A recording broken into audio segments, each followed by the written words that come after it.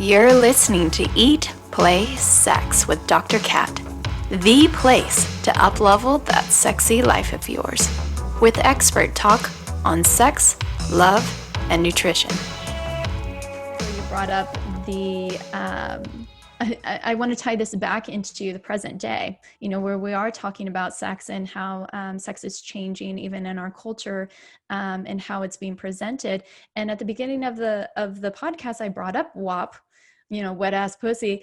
And I had a conversation with friends this week, about like, what does this mean? When does seeing all these young people on TikTok doing very sexual dances, or seeing Cardi B and Megan Thee Stallion on their video, with little nipple tassels and and just popping it, and somebody asked, one of my friends was like, well, when does self-expression become self-exploitation? Or is this okay that, having the teens, is this too much that they're seeing and then replicating? Are they becoming over sexualized? And I was like, you know what, I'm going to ask August what she thinks. Oh, that's a great question, both from you and from your friend. And I think those are important things to think about. I think it's really important that we differentiate between, like, sexual empowerment and being sexualized are different things. Sexual empowerment is within us. It's our own individual thing. And it is, of course, influenced by culture and all the things we see and the people we know and our experiences, but it's ultimately ours, and we get to define it. When we are sexualized, which I would say is when we are exploited, that is when somebody is using our sexuality without our agency. So if I were a sex worker and I'm a stripper and I'm rocking it on stage and I want to make money by, people, paying for this sexiness, then that's very different from somebody, for example, being forced to do sexual acts. That's trafficking. So those are like those are two extremes that I can think of. But it's important to always remember that nothing happens in a bubble. And I think about that a lot with things like cosmetic surgeries. We are seeing a big increase in people having like labiaplasty, cosmetic labiaplasty, as porn has become much more prevalent. And so people are comparing their body parts with other people's body parts, even though there's no like quote unquote normal. And part of me feels sad about that, because I think there's literally like your labia, everything's beautiful and great. And certainly if you have a functional problem, I think you deserve to have that treated. I also think that there's this pressure to match up to a standard that doesn't even exist. And sometimes there are risks to that. So people will have labiaplasty and lose sensation in that area. So it's something that I think we have to always weigh out the pros and the cons and the risks and all of that, but really know that no one gets to define our sexuality besides us. So if we feel the most empowered by putting on our nipple tassels and like rocking it and showing people our butt on Instagram or whatever, that's great. Like, do it, have fun. That's your choice. And it's really it's interesting that a lot of the criticism comes from people who are perpetuating these myths themselves. So they're like, oh, I want to look at all these, I want to see this kind of body type. And I have pictures on my wall of women who look like X, Y, and Z. But then if someone they know is dressing like that, they're like, wait a minute. So there's a lot of hypocrisy in that. That was kind of a roller coastery answer, but it obviously brings up a lot for me, because I'm like, it's a huge topic and an important one. Yeah, me too. And I watched the video for the first time yesterday to prep, because I hadn't even watched it when we were having that conversation. But watching it, and it's these two very voluptuous women who are just like rocking it. I was like, damn, girls, yeah, and it just, because that has been such a male dominated thing, being in the rap culture and talking about doing these things to women. And here's women who are just like owning their sexuality, owning their sexual prowess. And I was really impressed. But then they, my friends brought up these questions about, well, how is this influencing our children, who are watching it and replicating? Yeah, that's a really good question too. I think communication is so big around all of that, is really talking about what things represent and beauty standards too. Just saying, not talking about people in ways that place value and judgment on their bodies, whether they're dancing like that and rocking it in these amazing ways, or whether they are, wearing a turtleneck. Like, trying to really move away from those judgments, I think, is really important. And knowing that kids too, they're going to see all of this stuff, and so really creating an environment where they feel they can talk to you. Because I think the damage can come sometimes from self-comparison and that kind of thing. Yeah, it's complicated, because I think I'm definitely not for I think little kids who are in those really sexualized like pageants and dance videos and stuff, where they are shown how to, it's not up to them. Like, they're not deciding, I want to, rock it like Cardi B. That's a different scenario. But I think talking to kids about, that's what makes her feel good is fine.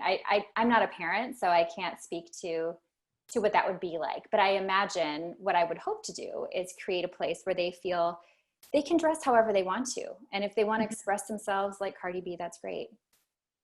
Yeah. And just having the dialogue to be able to tell the difference. I think even there's a big section in your book about porn, even just differentiating how sex is different than porn. Even here, you can dress this way and you can be and empower yourself way. And there's other ways to be able to express your sexual power. Absolutely. Yeah, the education piece needs to be there, just to say there's nothing wrong. Like, don't paint porn as this evil. Just say porn is neutral. I mean, porn is neutral, literally. It's like, these are not things that we get to tell children how they should feel about. But we know they're not learning much about sex in school. So if the only education they have is a certain kind of porn, they just need to know there's a difference. So the education piece around it again. To ground it big for them.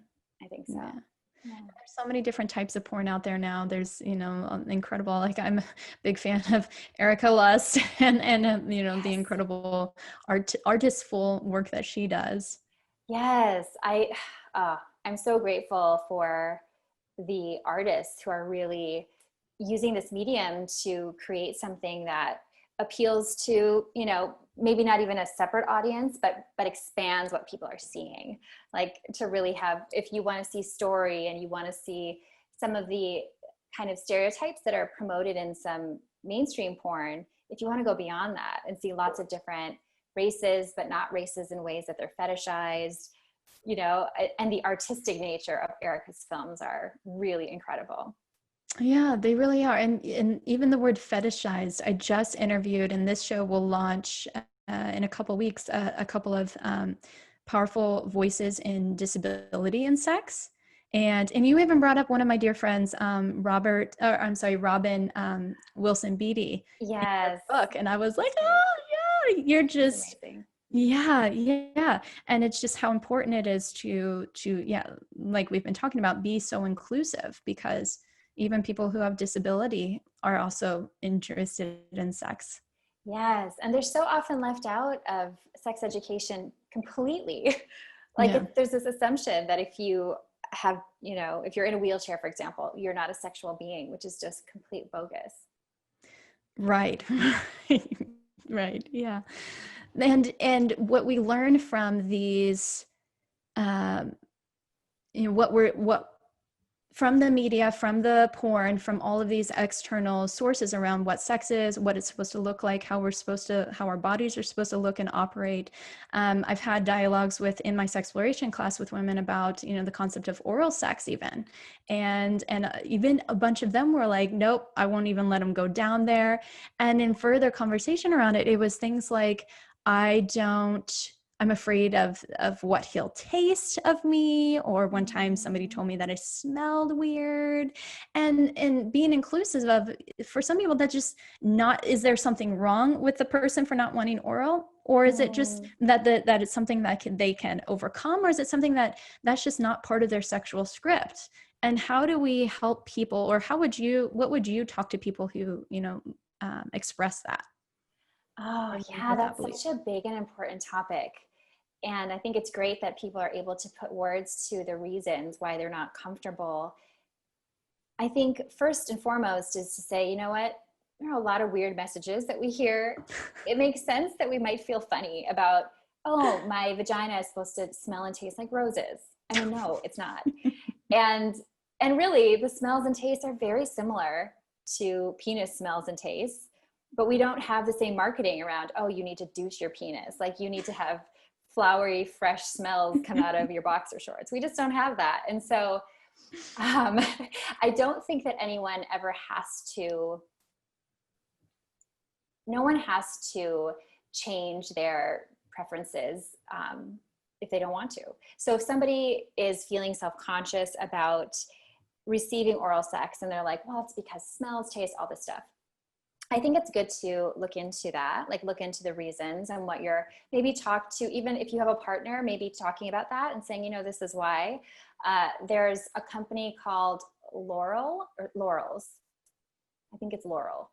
They make these oral sex panties. So you can have oral sex with some protection from the smells and stuff like that. Yeah, it's great. And it was created because of those reasons, like wanting to have comfort. Like, if you don't feel comfortable, well, maybe this would help. You could ask yourself those questions. And, some people will ultimately decide they don't really want to go for it, and that's okay. Just because something's popular doesn't mean it needs to be for everyone. However, a lot of people find so much pleasure in that way. So you might find that you have the strongest orgasms through oral, and I would hate for someone never to find that out.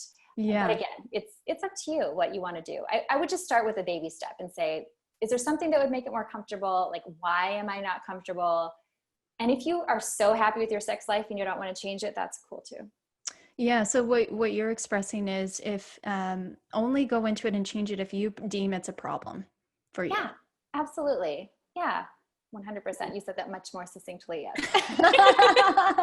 I'm really good with words, August. You are. I'm much better on the page. So please edit all you want. Lovers, thank you again for tuning in. If you enjoyed the show, hit subscribe and head over to eatplaysex.com to connect with me and grab my sexy guides.